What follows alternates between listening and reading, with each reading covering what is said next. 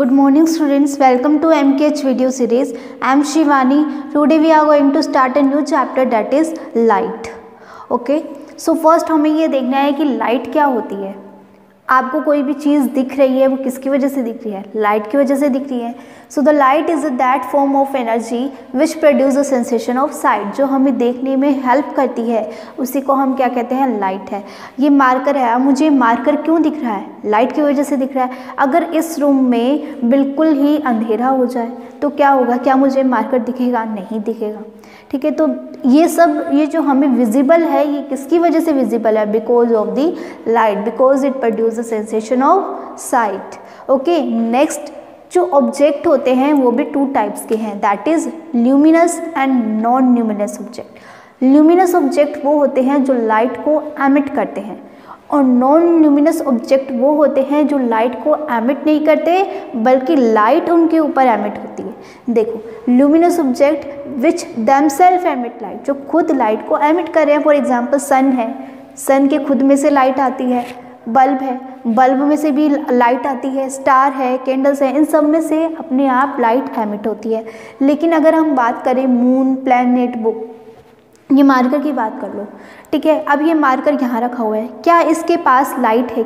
क्या ये light emit कर रहा है? नहीं कर रहा। ठीक है, तो कौन लाइट एमिट कर रहा है? यहाँ पर ट्यूबलाइट है, वो ट्यूबलाइट लाइट एमिट कर रही है। लाइट एमिट करके इसके ऊपर गिर रही है, इसके ऊपर गिर के मुझे दिख रही है।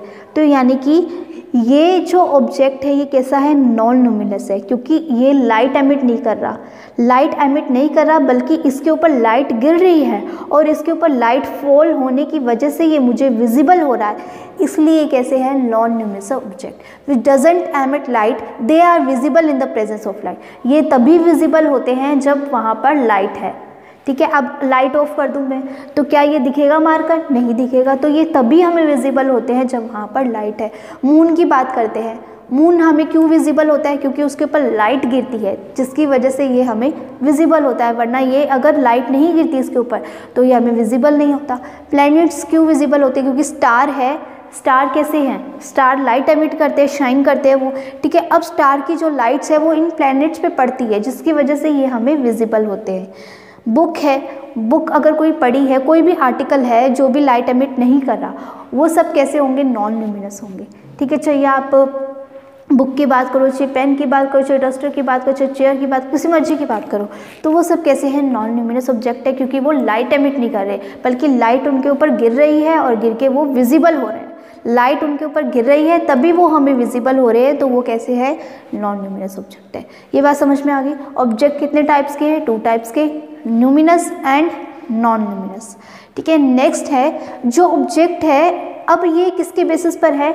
लाइट गिर रही है उनके ऊपर। यहाँ तो हमने देखा कि कोई ऑब्जेक्ट है वो लाइट एमिट करता है तो वो ल्यूमिनस होगा, और कोई ऑब्जेक्ट जो लाइट एमिट नहीं करते वो नॉन ल्यूमिनस होगा। लेकिन अगर हम ये कह रहे हैं कोई ऑब्जेक्ट है उसके ऊपर लाइट फॉल हो रही है, लाइट फॉल हो रही है, अब चाहे वो नॉन ल्यूमिनस ऑब्जेक्ट हो चाहे वो ल्यूमिनस ऑब्जेक्ट हो, दोनों ऑब्जेक्ट की हम यहाँ बात कर रहे हैं। कोई ऑब्जेक्ट है उसके ऊपर लाइट फॉल हो रही है, अब इस ऑब्जेक्ट में लाइट पास होती है, इस ऑब्जेक्ट से लाइट पास होती है या नहीं होती, इसके बेसिस पे हमने यहाँ इसको क्लासिफाइड किया है, that is opaque, translucent and transparent. Opaque क्या होगा? जिसमें से लाइट पास नहीं होती है, मतलब कि हमने लाइट डाली और उसमें से लाइट पास नहीं हो रही, और जब लाइट पास नहीं होगी तो हमें वो उसके पीछे जो पर्सन खड़ा है वो हमें नहीं दिखेगा। सपोज करो वॉल है, वॉल के ऊपर आप लाइट मारो, टॉर्च मारो, क्या आपको वॉल के पीछे वो खड़ा हुआ इंसान दिख जाएगा? नहीं दिखेगा। क्यों नहीं दिखेगा? क्योंकि ये जो वॉल है ये कैसी है? ओपेक है, ये अपने अंदर से लाइट को पास नहीं होने दे रही। और अगर वॉल में से लाइट पास हो जाती तो हमें उसके पीछे खड़ा हुआ इंसान दिख जाता। हमें कोई चीज़ कैसे दिखती है? हमें कोई चीज़ कैसे दिखती है? जब कोई लाइट है वो किसी ऑब्जेक्ट पे पड़ रही है, ये मार्कर है, इस पे लाइट गिर रही है और ये लाइट को रिफ्लेक्ट कर रहा है और हमें ये ऑब्जेक्ट दिख रहा है। वैसी वॉल के साथ है, वॉल पे लाइट गिर रही है और लाइट उस पे गिर के हमारी तरफ आ रही है, हमारी आइज़ में आ रही है, तो हमें वो वॉल दिख रही है, लेकिन लाइट उसके अंदर से पास नहीं हो रही। ठीक है, तो वॉल वो कैसी है? ओपेक है। ओपेक होने के कारण उसमें से लाइट पास नहीं हो रही, और जब लाइट पास नहीं हो रही तो उसके पीछे खड़ा हुआ पर्सन हमें नहीं दिखाई देगा। ठीक है, वैसे अगर हम इस डस्टर की बात करें तो ये डस्टर कैसा है? सबसे पहले ऑब्जेक्ट बताओ कौन सा है, ल्यूमिनस है नॉन ल्यूमिनस है? नॉन ल्यूमिनस होगा क्योंकि लाइट एमिट नहीं कर रहा। ठीक है, इसके ऊपर लाइट गिर रही है इसलिए ये नॉन ल्यूमिनस है।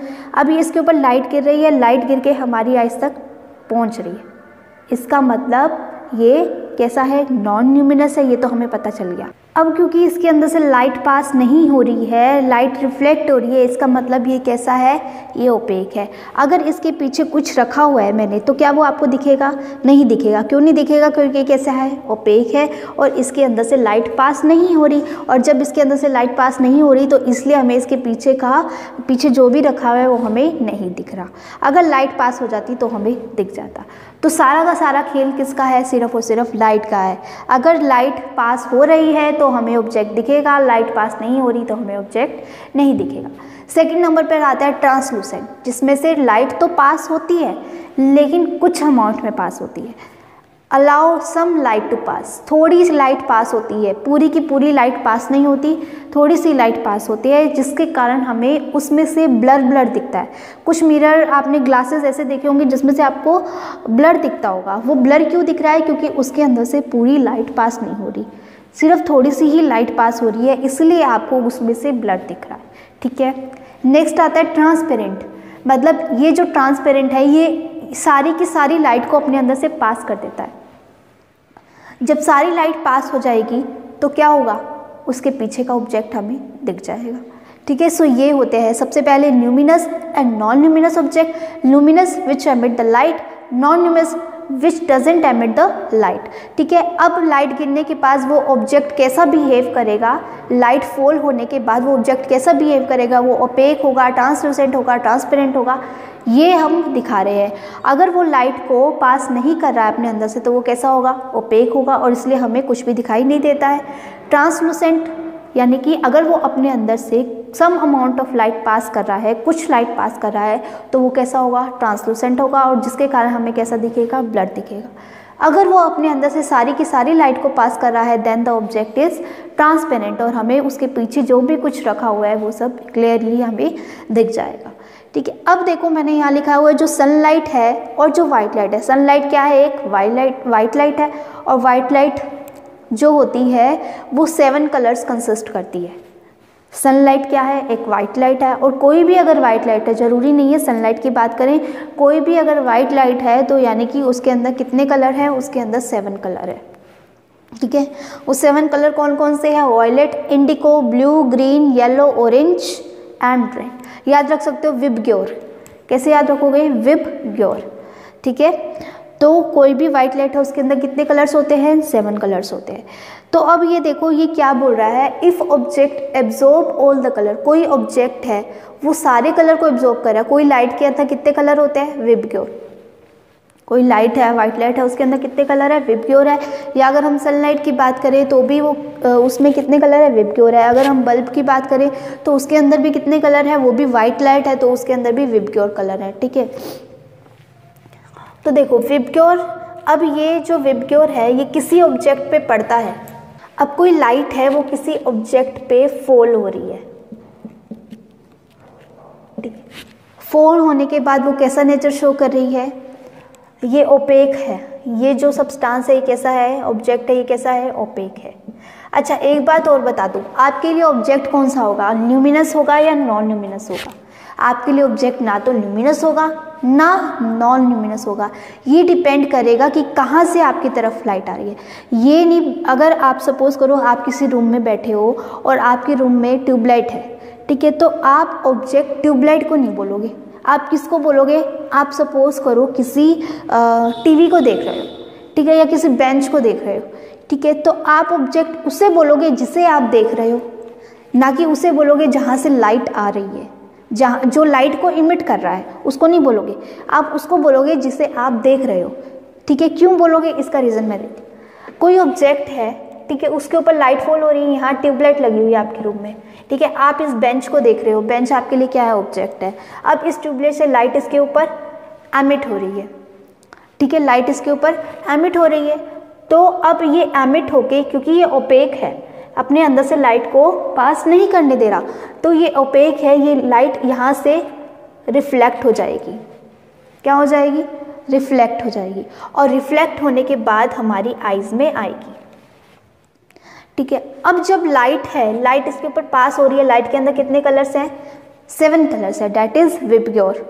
ठीक है, जब ये लाइट के सारे कलर्स एब्जॉर्ब हो जाएंगे, जब ये सारे कलर एब्जॉर्ब हो जाते हैं तो हमें ऑब्जेक्ट कैसा दिखता है? ब्लैक कलर का दिखता है। और जब ये सारे कलर रिफ्लेक्ट हो जाते हैं, और if object reflects all the colour, अगर ये ऑब्जेक्ट है ये सारे कलर्स को रिफ्लेक्ट कर रहा है, देन हमें कौन सा कलर दिखेगा? वाइट कलर दिखेगा। अगर कोई ऑब्जेक्ट है वो कुछ कलर को तो एब्जॉर्ब कर रहा है और कुछ कलर को रिफ्लेक्ट कर रहा है। सपोज करो, अब ये एप्पल की बात लेते हैं, ये एप्पल है, इसके ऊपर लाइट गिरी। ठीक है, अब लाइट में कितने कलर है? 7 कलर है। सपोज करो इसने सारे कलर एब्जॉर्ब कर लिए, ये विबग्यो यहाँ तक इसने सारे कलर एब्जॉर्ब कर लिए, सिर्फ रेड कलर ही इसने एब्जॉर्ब नहीं किया। ठीक है, यहाँ से इसने ये इस पे गिरी लाइट और सारे कलर एब्जॉर्ब कर लिए, एब्जॉर्ब करने के बाद सिर्फ रेड कलर इसने एब्जॉर्ब नहीं किया, तो रेड कलर ही क्या हो जाएगा? एमिट हो जाएगा, रिफ्लेक्ट हो जाएगा। कौन सा कलर एमिट हुआ? रेड कलर एमिट हुआ। क्यों हुआ? क्योंकि इसने रेड कलर एब्जॉर्ब नहीं किया, और जब ये एब्जॉर्ब नहीं करेगा तो वो रिफ्लेक्ट तो करेगा ही, और वो जब रिफ्लेक्ट होता है, रिफ्लेक्ट होके हमारी आईज में पहुंचता है, और इसीलिए हमें एप्पल रेड कलर का दिखता है। क्यों दिखता है? क्योंकि एप्पल जो होता है वो रेड कलर को एब्जॉर्ब नहीं करता है, और जब वो रेड कलर को एब्जॉर्ब नहीं करेगा तो वो रेड कलर को ही क्या करेगा? रिफ्लेक्ट करेगा, और जिस कलर को वो रिफ्लेक्ट करता है वही कलर हमें दिखता है। यहाँ मैंने ये लिखा है, if object has some colour and reflect the, if object absorb some colour and reflect the other color then the object appear in the other color। कोई ऑब्जेक्ट है वो कुछ कलर को तो एब्जॉर्ब कर रहा है और अदर्स कलर को वो रिफ्लेक्ट कर रहा है, तो हमें ऑब्जेक्ट कैसा दिखेगा? जिसको उसने रिफ्लेक्ट किया है, जिस कलर को उसने रिफ्लेक्ट किया है उस कलर का हमें ऑब्जेक्ट दिखेगा, और यही रीज़न है कि आपको एप्पल रेड कलर का दिखता है। यहाँ भी मैंने यही पूरी एक्सप्लेनेशन लिख रखी है। When the light fall on an object, किसी ऑब्जेक्ट पर अगर लाइट फॉल हो रही है, then the object absorb few colours of light, कुछ कलर एब्जॉर्ब हो जाते हैं एंड कुछ रिफ्लेक्ट हो जाते हैं, and the rest of colour when this light when this light from the object reaches our eye, जो लाइट रिफ्लेक्ट हुई है वो हमारी आइज़ पर पहुंचती है, then the image is formed in our retina। हमारी आइज़ में क्या प्रेजेंट होता है? रेटिना प्रेजेंट होता है। उस रेटिना पर हमारे रेटिना पर उस ऑब्जेक्ट की इमेज बन जाती है और हमें वो कलर रेड कलर का दिखता है। देखो ये ऑब्जेक्ट है, इसने लाइट के कुछ कलर को एब्जॉर्ब कर लिया, सिर्फ वॉयलेट कलर को इसने एब्जॉर्ब नहीं किया, तो ये वॉयलेट कलर क्या होगा? रिफ्लेक्ट होके हमारी आइज़ की रेटिना पर जाएगा, हमारी आइज़ की रेटिना पर इसकी इमेज बनेगी, और वो इमेज वॉयलेट कलर की बनेगी। क्यों बनेगी? क्योंकि ये वॉयलेट कलर ही रिफ्लेक्ट होके हमारे पास आ रहा है। ठीक है, तो इसका रीज़न ये होता है। अगर आपसे ये रीज़न भी पूछ सकते हैं कि जो स्काई का कलर होता है वो ब्लू क्यों होता है? क्यों होता है? क्योंकि जब आपको पता है सन रेज आती है, तो सन रेज आने एटमॉस्फेयर में जैसे ही एंटर करती है, तो एटमॉस्फेयर में एंटर करने के बाद सारी लाइट एब्जॉर्ब हो जाती है, लेकिन ब्लू कलर एब्जॉर्ब नहीं होता, और जब ब्लू कलर एब्जॉर्ब नहीं होगा तो वो हमारी आइज़ पर पहुंचेगा ब्लू कलर रिफ्लेक्ट होके, और इसलिए हमें स्काई ब्लू कलर का दिखेगा। ठीक है, क्योंकि आपको पता है एटमॉस्फेयर में क्या प्रेजेंट है? बहुत सारे डस्ट पार्टिकल्स हैं, एयर प्रेजेंट है ना, और जब एटमॉस्फेयर में इतने सारे air particle, dust particle present हैं, तो ये क्या करते हैं? इस लाइट को रिफ्लेक्ट करते हैं। सपोज करो यहाँ से सनलाइट आई, सनलाइट कैसी है? वाइट है, इसके अंदर कितने कलर है? 7 कलर है। यहाँ एटमॉस्फेयर में डस्ट पार्टिकल्स हैं, डस्ट पार्टिकल से लाइट आई, इन डस्ट पार्टिकल से टकराकर रिफ्लेक्ट हो गई, और इस डस्ट पार्टिकल में से कौन सी लाइट रिफ्लेक्ट होगी? जो ये एब्जॉर्ब नहीं करेगा। सपोज करो इन्होंने, इस एटमॉस्फेयर ने एब्जॉर्ब कर ली, सारी कलर एब्जॉर्ब कर लिए, सिर्फ ब्लू कलर को एब्जॉर्ब नहीं किया, और वो ब्लू कलर इन डस्ट पार्टिकल से टकरा कर हमारी आइज़ पर पहुंचेगा, इसीलिए हमें ये जो स्काई है ये ब्लू कलर का दिखता है। ठीक है, लेकिन जब आप ऊपर जाते हो, स्पेस में जाते हो तो आपको कैसे स्काई दिखता है, ब्लैक कलर का स्काई दिखता है। अब वो ब्लैक कलर का स्काई क्यों दिखता है, क्योंकि वहाँ कुछ है ही नहीं, वहाँ कोई डस्ट पार्टिकल है ही नहीं, वहाँ एयर है ही नहीं, तो इसीलिए हमें रिफ्लेक्ट होने के लिए तो कोई चीज़ चाहिए, वहाँ पर रिफ्लेक्ट होने के लिए कोई चीज़ ही प्रेजेंट नहीं है। और जब लाइट रिफ्लेक्ट ही नहीं होगी, कोई ऑब्जेक्ट वहाँ पर प्रेजेंट ही नहीं होगा, तो हमें वो सारे के सारे कलर को एब्जॉर्ब करेगा। जब वो सारे कलर का एब्जॉर्ब कर लेगा तो हमें लाइट कैसे दिखेगी, ब्लैक कलर। समझ में आया मैंने क्या बताया, जो लाइट स्काई होता है वो हमें ब्लू कलर का इसलिए दिखता है क्योंकि हमारे एटमॉस्फेयर में बहुत सारे डस्ट पार्टिकल प्रेजेंट है, एयर प्रेजेंट है, जिसकी वजह से लाइट कुछ तो एब्जॉर्ब हो जाती है और कुछ रिफ्लेक्ट हो जाती है। और रिफ्लेक्ट होने के बाद जो कलर रिफ्लेक्ट होता है वो ब्लू कलर का होता है, इसलिए हमें स्काई ब्लू कलर का दिखता है। लेकिन जब हम स्पेस में जाते हैं वहाँ ना तो कोई डस्ट पार्टिकल प्रेजेंट है ना एयर पार्टिकल प्रेजेंट है, इसलिए रिफ्लेक्ट करने के लिए कुछ है ही नहीं, सारी की सारी लाइट एब्जॉर्ब होगी। और जब सारी लाइट एब्जॉर्ब होती है तो हमें कौन सा कलर दिखता है, हमें ब्लैक कलर का दिखता है। ठीक है, तो यही रीज़न है। तो ये बात आपको समझ में आई। अगर सारी लाइट एब्जॉर्ब होती है, सारे कलर एब्जॉर्ब होते हैं तो हमें ऑब्जेक्ट ब्लैक कलर का दिखता है। अगर if object reflect all colour, सारे कलर को रिफ्लेक्ट कर रहे हो, सपोज ये एप्पल है, अगर एप्पल इनमें से किसी भी कलर को एब्जॉर्ब नहीं करता, किसी भी कलर को एब्जॉर्ब नहीं करता, तो ये सारे कलर को क्या करता, रिफ्लेक्ट करता, और सारे कलर हमारी आइज़ तक पहुँचते, और हमारी आइज़ तक सारे कलर पहुंचते हैं तो ये मिलकर एक वाइट लाइट का फॉर्मेशन करते हैं। तो यानी कि अगर ये सारी लाइट सारे कलर को रिफ्लेक्ट कर दे तो हमें जो ऑब्जेक्ट दिखेगा वाइट कलर का दिखेगा। यानी कि अब हमें एप्पल कैसा दिखता, हमें एप्पल वाइट कलर का दिखता। ठीक है, क्यों, क्योंकि ये सारी लाइट को रिफ्लेक्ट कर रहा है, सारे कलर्स को रिफ्लेक्ट कर रहा है, और जो सारे कलर को रिफ्लेक्ट करता है वो वाइट लाइट देता है, वाइट ऑब्जेक्ट या वाइट अपीयर होता है हमें। और अगर कुछ लाइट एब्जॉर्ब करता है, कुछ रिफ्लेक्ट करता है, तो हमें वो कलर दिखता है जो वो रिफ्लेक्ट कर रहा है। और अगर सारे कलर को रिफ्लेक्ट कर रहा है तो हमें वाइट कलर दिखता है, और वो अगर सारे कलर को एब्जॉर्ब कर रहा है तो हमें ब्लैक कलर दिखता है। ये बात आपको अच्छे से समझ में आनी चाहिए। ठीक है, रट लेना इसको बिल्कुल अच्छे से कि स्काई ब्लू कलर का क्यों दिखता है, स्पेस में जाने के बाद वो ब्लैक कलर का क्यों हो जाता है, एप्पल रेड कलर का क्यों दिखता है। ठीक है, तो ये सब आपको याद रखना है। नेक्स्ट है नेचर ऑफ लाइट। पहले ये बोला गया कि जो लाइट की नेचर है वो वेव नेचर है। कैसी है, वेव नेचर है। लेकिन कुछ साइंटिस्ट आए, उन्होंने कुछ और डिस्कवरीज की, उन्होंने बोला कि लाइट पार्टिकल नेचर भी शो करती है। ठीक है, अब जो लाइट वेव नेचर का मतलब क्या है, कंटिन्यूअस एनर्जी ट्रांसफर। कोई लाइट है वो बिल्कुल इस तरह से मूव कर रही है तो इसको हम क्या कहेंगे, वेव नेचर बोलेंगे या कंटिन्यूअस बोलेंगे। लेकिन जो लाइट है वो अगर इस तरह से मूव करे तो इसका मतलब लाइट जो है वो डिसकंटिन्यूअस है, यानी कि वो पार्टिकल नेचर को फॉलो कर रही है। लाइट अगर वेव नेचर होगी तो वो कंटिन्यूअस पाथ में जाएगी, और अगर लाइट पार्टिकल नेचर में होगी तो वो डिसकंटिन्यूअस पाथ को फॉलो करेगी। अब ये जो वेव नेचर है इसके ऊपर बहुत सारी थ्योरीज आई। रिफ्लेक्शन इसने प्रूफ किया, रिफ्रैक्शन को प्रूफ किया, इंटरफेरेंस को प्रूफ किया, डिफ्रैक्शन को प्रूफ किया। तो ये जो सारी चीज़ें हैं हम किसके बेसिस पे प्रूफ कर पा रहे हैं, हम ये एज्यूम करके इनको प्रूफ कर पा रहे हैं कि जो लाइट है वो कैसी है, वेव नेचर है, यानी कि वो कंटिन्यूअस पाथ को फॉलो कर रही है। लेकिन जब हमने पार्टिकल नेचर को शो किया तो ये सिर्फ इन दोनों को दिखा रही थी, that is photoelectric effect and black body radiation. इन दोनों इफेक्ट को समझा रही थी जब हम पार्टिकल नेचर को फॉलो कर रहे थे।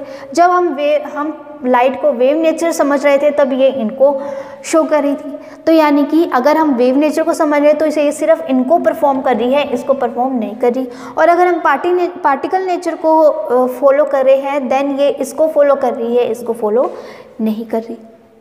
ऐसा हो रहा था। तो एक साइंटिस्ट आया जिसका नाम था डी ब्रोगली। क्या नाम था, डी ब्रोगली।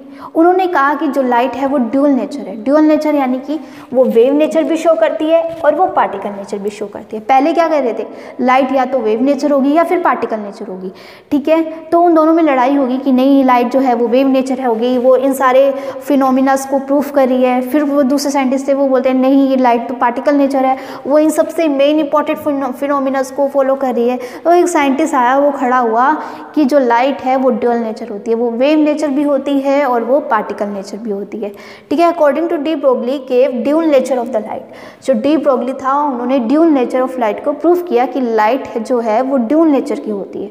ठीक है, एंड सेड, और उन्होंने क्या कहा, light behave as a wave as well as particle. जो लाइट है वो वेव की तरह भी बिहेव करेगी और पार्टिकल की तरह भी बिहेव करेगी। At present, dual nature of the light is represented as a wave packet in the quantum mechanics। जो हम अब स्टडी करते हैं ना, तो उसमें हम लाइट को वेव नेचर समझ के नहीं करते, हम उसमें लाइट को ड्यूअल नेचर समझ के करते हैं। वेव नेचर भी समझते हैं और पार्टिकल नेचर भी समझते हैं। ठीक है, और ये किसके बेसिस पर है, क्वांटम मैकेनिक्स के बेसिस पे। According to it, light photon behave sometimes as a wave and sometime as a particle. जो वेव पैकेट्स क्या होते हैं, वेव पैकेट्स होते हैं फोटोन, और ये फोटोन जो होते हैं ये सम टाइम्स तो वेव की तरह बिहेव करते हैं और कुछ टाइम पे ये पार्टिकल की तरह बिहेव करते हैं, और इसके बेसिस पे हम कह सकते हैं कि जो लाइट है वो ड्यूअल नेचर होती है। ये आपके डिटेल में आएगा 11th-12th में। तो आपको अभी सिर्फ इतना याद रखना है कि पहले जो लाइट को माना गया वो वेव नेचर माना गया, फिर कुछ टाइम बाद कुछ साइंटिस्ट आए, उन्होंने कहा कि जो लाइट होती है वो पार्टिकल नेचर में होती है, तो दोनों के बीच में लड़ाई हो गई। फिर एक साइंटिस्ट हुए डी ब्रोगली, उन्होंने कहा कि जो लाइट है वो ड्यूअल नेचर को शो करती है, यानी कि वो वेव नेचर भी होती है और पार्टिकल नेचर भी होती है। उन्होंने ऐसा किसके बेसिस पर कहा, उन्होंने ऐसा क्वांटम मैकेनिक्स के बेसिस पर कहा, और क्वांटम मैकेनिक्स ये कहती है कि जो वेव पैकेट है, लाइट जो होती है वो वेव पैकेट्स होती है, और वेव पैकेट्स मतलब कि फोटोन होते हैं। ठीक है, और जो फोटोन होते हैं वो कभी तो वेव की तरह बिहेव करते हैं और कभी पार्टिकल की तरह बिहेव करते हैं, इसीलिए हमें जो लाइट है वो ड्यूअल नेचर में मिलती है। समझ में आया? तो बस आपको इतनी सी थ्योरी याद रखनी है, इसके अलावा आपको डिटेल में नहीं जाना कि वेव पैकेट्स क्या होते हैं, फोटोन क्या होता है, ये कुछ आपको नहीं पढ़ना, ये आप हायर क्लासेस में स्टडी करो। ठीक है, so now let's move further. Next देखिए, linear propagation of the light. Linear propagation का मतलब क्या है, प्रोपगेशन यानी मूव करना, लीनियर यानी कि स्ट्रेट, यानी कि हमें ये प्रूव करना है कि जो लाइट है वो स्ट्रेट लाइन में मूव करती है। देखो यहाँ पर जितने भी हम फिनोमिनास पढ़ेंगे, रिफ्लेक्शन, रिफ्रैक्शन, ये सब हम ये समझ के पढ़ेंगे कि जो लाइट है वो ओनली वेव नेचर को शो कर रही है। ठीक है, तो यहाँ पर जो सबसे पहला है वो है linear propagation of the light. इसका मतलब क्या है, ये हमें प्रूफ करना है कि जो लाइट है वो लीनियर प्रोपगेशन को फॉलो करती है या फिर स्ट्रेट लाइन को फॉलो करती है। तो आपने देखा होगा जो ट्री है, जब इसके ऊपर लाइट आती है, लाइट गिरती है, तो ये इसके पीछे इसकी शेडो बन जाती है। सनलाइट इसके ऊपर गिर रही है और पीछे इसकी शेडो बन रही है, या आप कभी चलते हो, आप धूप में चल रहे हो तो आपके पीछे शेडो बन जाती है। तो ऐसा क्यों होता है? क्योंकि ये प्रूफ कर रही है कि जो लाइन है वो स्ट्रेट लाइन में फॉलो हो रही है। मतलब कि लाइट आई यहाँ से बिल्कुल स्ट्रेट में, ठीक है, अब ये इसके सामने क्या खड़ा है, ये ऑब्स्टेकल है, ऑब्जेक्ट है कोई जो कि लाइट को पास नहीं होने दे रहा, यानी कि ओपेक ऑब्जेक्ट है।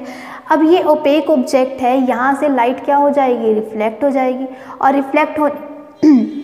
रिफ्लेक्ट होने की वजह से क्या होगा, हमें दिखेगा तो सही है, ट्री हमारी आइज तक पहुंचेगी तो सही, बट ये लाइट जो है ये ऑब्स्ट्रैक्ट हो गई, और ऑब्स्ट्रैक्ट होने की वजह से पीछे की तरफ शेडो बन गई। ठीक है, तो ये लिखा है मैंने कि shadow formation is the case which proves that light travels in the straight line. When the light falls on the opaque object, some part of the light is obstructed by the object, so shadow is formed. कुछ part जो है वो reflect हो जाता है और कुछ part obstruct हो जाता है। जो रिफ्लेक्ट होता है उसकी वजह से तो हमें ट्री दिखता है, और जो ऑब्स्ट्रैक्ट होता है उसकी वजह से पीछे की तरफ शेडो बन जाती है। Okay, so this is the linear propagation of light. Next आता है रे ऑफ लाइट। रे क्या है? Light consider to travel from one place to another along a straight path. हमने अभी देखा जो लाइट है वो स्ट्रेट पाथ में फॉलो हो रही है, एंड इस पाथ को सपोज करो ये लाइट यहाँ से चलना स्टार्ट हुई और इस पॉइंट पर आ गई, तो यहाँ से लेकर यहाँ तक की जो लाइट फॉलो हुई है, यहाँ तक का जो पाथ फॉलो हुआ है, किस में फॉलो हुआ है? स्ट्रेट पाथ में फॉलो हुआ है। तो ये जो स्ट्रेट लाइट में पाथ फॉलो हो रहा है इसको बोलते हैं हम रे ऑफ लाइट। क्या बोलते हैं? रे ऑफ लाइट। समझ में आई? यहाँ से कोई लाइट चलना स्टार्ट हुई और इस पॉइंट पर आके फॉल हुई, तो यानी कि वो बिल्कुल स्ट्रेट पाथ में गई है, और जब स्ट्रेट पाथ में गई है तो हम इसको क्या कहते हैं? रे बोलते हैं। तो जब भी हम ऐसे लगाएंगे, ये एरो लगाने का मतलब क्या है? इस डायरेक्शन में गई है। अगर मैं इधर की डायरेक्शन में एरो लगा दी तो यानी कि जो रे है वो पीछे की तरफ जा रही है। ये बात समझ में आ गई? अगर एक ही एरो में मैं ऐसे दोनों साइन लगा दूँ, यानी कि ये पहले तो इस पे गिरी, इस ऑब्जेक्ट पे गिरने के बाद ये रिफ्लेक्ट हो गई, तो मैंने ये वाला एरो लगा दिया। इसका मतलब ये होता है। अगर सिर्फ मैंने ये वाला एरो लगाया तो इसका मतलब ये जो रे है ये इस ऑब्जेक्ट पे गिरी और पूरी की पूरी एब्जॉर्ब हो गई, मतलब कि रिफ्लेक्ट नहीं हुई। ठीक है, तो ये मतलब है, मतलब ये इसको हम क्या बोलेंगे, रे बोलेंगे। अब अगर देखो ऐसे ही बहुत सारी एरो मैं अगर साथ में लगा दूं, यानी कि रे मैं बहुत सारी रे इसके साथ बना दूं, तो ये बन जाती है बीम ऑफ लाइट। क्या बन जाती है, बीम ऑफ लाइट, क्योंकि मैंने अब इसके साथ बहुत सारी रे को कंबाइन कर दिया, बहुत सारी रे को जोड़ दिया, तो ये क्या बन गई, combinely beam of light. The phenomena of the bundle of the ray is known as beam of light. Next आता है रिफ्लेक्शन ऑफ द लाइट।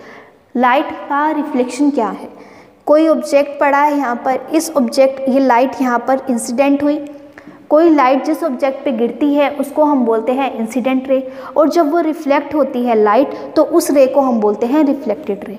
ठीक है, इंसिडेंट हुई तो उसको हम क्या बोलेंगे, इंसिडेंट रे, रिफ्लेक्ट हो गई तो उसको हम क्या बोलेंगे, रिफ्लेक्टेड रे। अब ये इस ऑब्जेक्ट पे इंसिडेंट हो रही है, यानी कि इस पे गिर रही है, अब गिरने के बाद ये क्या हो जाए, वापस से बाउंस हो जाए, ये बाउंस यानी कि रिफ्लेक्ट हो जाए, तो इसको हम क्या कहते हैं, रिफ्लेक्शन कहते हैं, यानी कि जो लाइट है वो रिफ्लेक्टेड हो गई।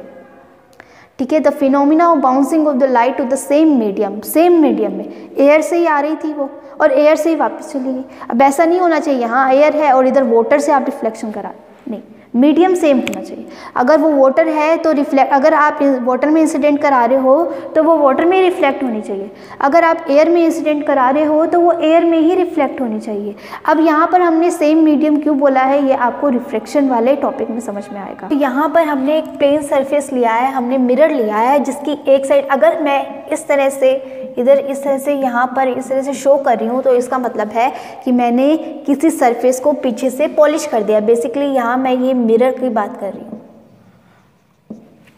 ठीक है, तो यानी कि मैंने मिरर को पीछे से पॉलिश कर दिया, जिससे कि जो लाइट है वो पास ना हो जाए, क्योंकि अगर ये ट्रांसपेरेंट होता तो लाइट इसके अंदर से पास ही कर जाती, रिफ्लेक्शन का फिनोमिना ही शो नहीं होता। तो रिफ्लेक्शन का फिनोमिना शो हो, इसलिए मैंने पीछे से यहाँ पर पॉलिश करवा दिया। आपको पता है मिरर पे कोटिंग कैसे करते हैं, मिरर पे जो पीछे कोटिंग होती है वो सिल्वर की होती है, प्लस किसकी होती है, उसके पीछे पेंट भी किया होता है कुछ। क्योंकि पूरी सिल्वर की क्यों नहीं करते, सिर्फ और सिर्फ सिल्वर की क्यों नहीं की, क्योंकि जो सिल्वर है वो कुछ ना कुछ पास कर देती है अपने अंदर से। ठीक है, या तो इसकी वजह से सिर्फ और सिर्फ सिल्वर को नहीं रहने देते, उसके पीछे एक पेंट की कोट भी लगा देते हैं, जिससे कि पूरी की पूरी लाइट रिफ्लेक्ट हो जाए। ठीक है, तो इसका मतलब क्या हो जाएगा, पॉलिश की हुई है पीछे से। अब यहाँ से इंसिडेंट रे आई और ये क्या हो गई, रिफ्लेक्ट हो गई। तो जो इंसिडेंट रे है और रिफ्लेक्टेड रे है, इनके बीच में ये क्या है, नॉर्मल है। नॉर्मल यानी कि जो 90 डिग्री का एंगल बना रही है, किसके साथ, सरफेस के साथ 90 डिग्री का एंगल बना रही है। ठीक है, ये इंसिडेंट रे, ये रिफ्लेक्टेड है, तो इंसिडेंट रे और नॉर्मल के बीच में जो एंगल बनता है वो होता है एंगल आई, और रिफ्लेक्टेड रे और नॉर्मल के बीच में जो एंगल बनता है वो होता है एंगल आर। ओके, सो ये था ये था रिफ्लेक्शन ऑफ लाइट। अब इसके बेसिस पे लॉज ऑफ रिफ्लेक्शन क्या है, वो क्या कहता है, तो वो ये कहता है नॉर्मल, इंसिडेंट रे और रिफ्लेक्टेड रे सारे एक ही प्लेन में होने चाहिए। एक ही प्लेन का मतलब क्या है, सपोज करो कि ये मेरा हैंड है, ठीक है, अब यहाँ से मैं नॉर्मल ड्रॉ कर रही हूँ, ठीक है, यहाँ से मैं ये रिफ्लेक्टेड रे ड्रॉ कर रही हूँ, और इधर सपोज करो यहाँ पर इंसिडेंट रे है, या इसको इंसिडेंट रे सपोज कर लो, है ना, और इसको रिफ्लेक्टेड रे सपोज कर लो। ठीक है, इस तरह से। तो ये तीनों क्या होनी चाहिए, एक ही प्लेन में होने चाहिए। ऐसे नहीं होना चाहिए इस तरह से हो जाए, 3D में नहीं होना चाहिए। कहने का मतलब ये है कि 3D में नहीं होना चाहिए, 2D में होना चाहिए। तो यानी कि अगर मैं इसको इस प्लेन पे लगाऊं तो बिल्कुल ये इसी प्लेन पे आने चाहिए, या अगर मैं ऐसे रख दूं तो ये एक ही पेपर पे आने चाहिए। ऐसा नहीं होना चाहिए कि दोनों एक ऐसे है और तीसरा ऐसे है, तो ये तो 3D हो जाएगी। ऐसा नहीं होना चाहिए, सारे एक ही प्लेन में होने चाहिए। तो ये कहने का मतलब है। ठीक है, नेक्स्ट है जो एंगल आई है वो इक्वल होता है एंगल आर के। ये वाला एंगल इक्वल होता है इस वाले एंगल के। ये बात समझ में आ गई। फर्स्ट पॉइंट क्या था, इंसिडेंट रे, रिफ्लेक्टेड रे और नॉर्मल सारे एक ही प्लेन पे प्रेजेंट होने चाहिए। सेकंड पॉइंट था एंगल आई और एंगल आर दोनों इक्वल होते हैं। और रिफ्लेक्शन ऑफ लाइट क्या है, कोई भी इंसिडेंट रे जब किसी प्लेन सरफेस पे गिरती है देन वो रिफ्लेक्ट हो जाती है और रिफ्लेक्ट होने के बाद वो एंगल आई और एंगल आर बनाती है जो कि दोनों इक्वल होते हैं। और नॉर्मल के ये क्या होते हैं, नॉर्मल, इंसिडेंट रे और रिफ्लेक्टेड रे तीनों एक ही प्लेन में होते हैं। और जो नॉर्मल होता है वो सरफेस के परपेंडिकुलर होता है। नॉर्मल का मतलब भी क्या होता है, 90 डिग्री। ठीक है, सो ये था लॉज ऑफ रिफ्लेक्शन। अब यहाँ मैंने आपसे एक क्वेश्चन पूछ रखा है, इरेज ही हो गया, रुक जाओ दोबारा ड्रॉ कर देती हूँ। मैंने आपसे पूछा है यहाँ पर एंगल आई कितना होगा और एंगल आर कितना होगा, ये मुझे बताना है आपको। ठीक है, अब कोई बोलेगा यहाँ पर तो एंगल भाई 90 डिग्री होगा। क्यों होगा, क्योंकि यहाँ पर आप बोलोगे कि ये आ गया नॉर्मल और ये इंसिडेंट रे है, तो हमें पता है कि नॉर्मल जो होता है इंसिडेंट रे ये बिल्कुल 90 डिग्री का एंगल बना रहे हैं। आप ये बोलोगे बिल्कुल गलत है। मैंने यहाँ क्या बोला, तीनों एक ही प्लेन में होने चाहिए। ठीक है, अब आपने नॉर्मल यहाँ बना दिया, इसका मतलब आपने कैसे बना दिया, आपने इस तरह से बना दिया। नॉर्मल तो इधर बना दिया और इंसिडेंट रे, रिफ्लेक्टेड रे इधर बना दी। रिफ्लेक्टेड रे भी यही है, ये तो आपने गलत कर दिया। तो मैंने बोला था तीनों एक ही प्लेन में होने चाहिए, तो जहाँ से इंसिडेंट रे जाती है वहीं पे नॉर्मल होता है, तो यहीं पर क्या होगा, नॉर्मल होगा। ये वाला नॉर्मल नहीं होगा। नॉर्मल कौन सा होगा, ये वाला।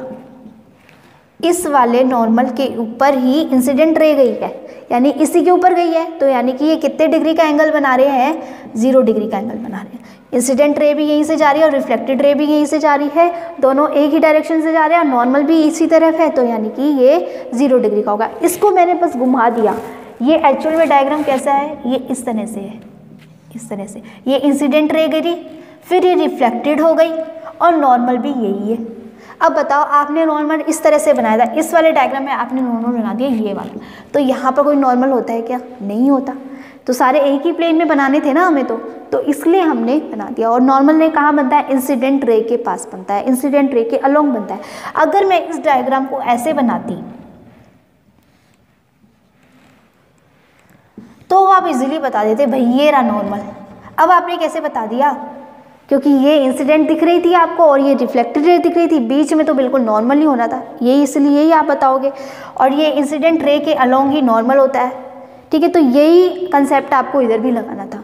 ये जब इंसिडेंट रे है, रिफ्लेक्टेड रे भी यही है, तो नॉर्मल भी इधर ही आएगा। ये बात आपको समझ में आ गई। Okay, so this is all about your lecture.